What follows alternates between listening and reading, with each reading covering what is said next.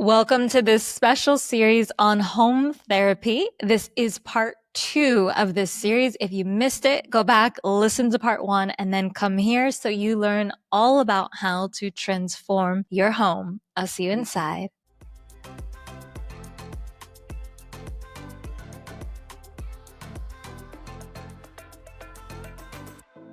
When I started thinking about my home therapy method and how I wanted to have a structure, a way to share it, it was very easy for me to find these 4 realms, and I call them domains because it's really modeled after what therapy is. So in the therapy world, it's great to come in with your partner and say, there's something wrong with this guy, come fix him. Or I had tons of parents like, this 16-year-old is driving me crazy. Go fix her, go fix him. And I would always say, okay, I understand, but kind of putting the flashlight back on the person who's speaking as well, which is, what are your thoughts and feelings about how you contribute to this issue? And it can be very uncomfortable, but it's part of the process. And so when it comes to therapy, individual therapy always is the crux, the foundation.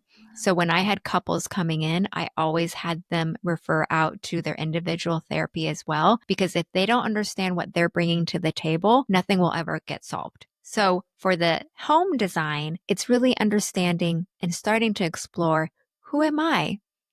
What do I want in this space? How do I want to feel in here? What do I want to bring to the table?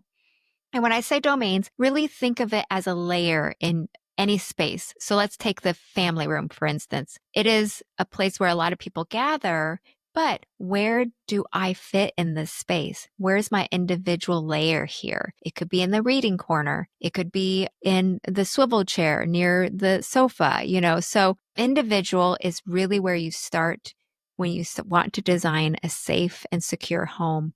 It's finding yourself first. I love that you talk about that aspect, because even when I was looking through your book, that one stood out to me so much, especially if some listeners, for example, they have families, many of them are women. And I see this in family and friends, that they skip that individual domain as they're decorating or designing a home for their family. And then there's no space where they really feel that they are aligned. It's all created for the communal or for the children or for their partner. Absolutely. I think just being moms and partners, we are just naturally built to be multitaskers and nurturers for everyone else. I think it's a constant struggle of, what are my boundaries? What are my commitments to myself? I have 3 kids and they're a little bit older now. They're 19, 16, and 11. And just now I'm like,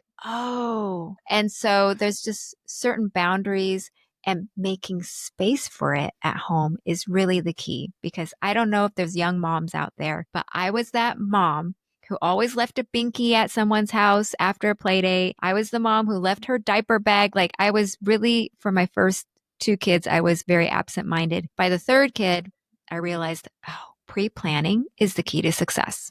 And I know for some type A people, that'd be like, oh yeah, why didn't you know that sooner? When I was doing the individual domain, coming back to that, what are some spaces in my home, whether it's the living room, my bedroom, the bathroom, the kitchen? What are ways that set me up for success, that set my clients up for success for their life goals? I had a mom who really wanted to lose some weight for health. It wasn't for vanity, but she struggled in the afternoon, that 3-4 p.m., and she kept dipping into her kids' snacks. And it was very frustrating for her, because in her mind, she knew she didn't want to do this anymore, but it was like a habit. It was like a loop, and what I call a home loop. So she and I created an intention tray on the kitchen counter, placed it in an area that was like not a very useful area for anything else. We had a little mini food journal. We had a candle, but then we also had her favorite Trader Joe's snacks that were within, her nutritional guidelines. That changed the game for her, because she made her own space for that goal. And she developed a habit. Instead of her walking to the pantry, she walked to her intention tray. She had a whole ritual routine, and it became a habit. After it was about 3-4 weeks, she really started seeing her habit change. And that was very exciting for her. So those individual domain moments are so important because you set the foundation to then build the other domains and goals from there. That's a great example too that you're saying, because it's something where it's not actually a huge structural change to the home, that if someone else listening is experiencing something similar, you could have a very small space and still create that for yourself. And it's something that you might not think of. I wouldn't have thought about that for sure, but it's just like that small tweak to what's around you in your environment. Is there one or two questions that you would have people ask themselves to kind of figure out what is the priority of what I want to change for myself in my home in the individual domain? That's a really great question. Ask yourself, what are my limitations or my false beliefs about myself in this space? For that mom, going back to it, is I never can build a good, healthy food habit. That was her limiting belief. And now, because we restructured a habit, she was able to achieve that. So when you're standing in a space, ask yourself, is there a habit in here that I can't achieve that I feel frustrated about? Or is there a feeling that I want from this space? If it's a work from home space, I want to feel more energetic. Or in your bedroom, how do I want to act, feel, and behave in this room that will make me happy instead of what the other person's going to be thinking or how the kids are going to thrive. It's like really taking back that agency and the boundaries of like, but how do I want to think, act, and feel and hear? Another question just would be flow. I just love ease and flow. What things in here would make me feel more easy or make things flow? Is it fixing that darn faucet, that keeps leaking in the bathroom? Is it finding baskets and bins to help the kids take more responsibility in cleaning the toys instead of me yelling at them, but then not giving them a tool to actually clean up for themselves? It can be from very granular, small things to very practical, things for other people to help you achieve that goal. Yeah. So those are some questions you can ask yourself. Yeah, those ones really help pinpoint too. It's like if you look at your day, and maybe even people can start to explore now after this listening, where are the sticking points? Where are the ones where you feel like you're falling into, do you call it a home loop, was it? Yes. So, all habits, we need steps to work towards that habit. And we need motivation and incentive. So just like, kids and teenagers. And so you really need to set up that structure with good motivation. So for that, again, I'm going to go back to that mom who wanted to eat healthier. Her motivation was like, oh, I get my favorite Trader Joe's snacks, So you really have to be realistic and throw perfection out the window. It wasn't about, I got to eat within these amounts of calories, or I've got to like, no carbs, no carbs. Those were carbs. And that relieved the pressure of being perfect in creating habits or maintaining habits. So a home loop is really a way to set yourself up for success in creating healthy habits that are sustainable. I've got more follow-up questions later on this because I can see that it's like lightning or light bulbs going off for the idea of creating home loops in your house. But all of those resonate, even small things like in our home, I'm someone who really struggles to sleep. That's a sticking point for me. It's very difficult. So I have a whole routine of how to gradually lower the lights and have less stimulation with sound and all of these things. And then the bathroom is so dark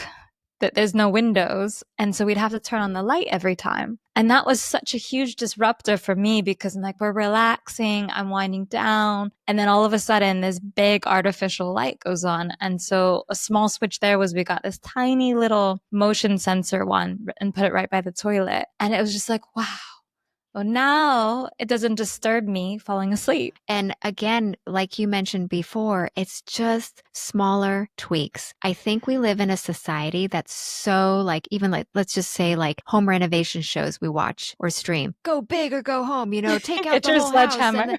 Yeah. And really, it's in life, if you think about it, success is compounded. It's many, many different small baby steps to finally get to that goal. It's rarely overnight sensation where it's A to Z in 2 steps or 1 step and that success is there. I really try to remind my interior design clients because renovations are a big stressful ordeal. It is physically, financially, emotionally, everything is it's a lot of stress. And so I really try when when a hiccup comes and we have to choose something else versus what we had planned or whatever, I remind them that it's just these small tweaks and it's how we handle and process those small tweaks that will show us the success later.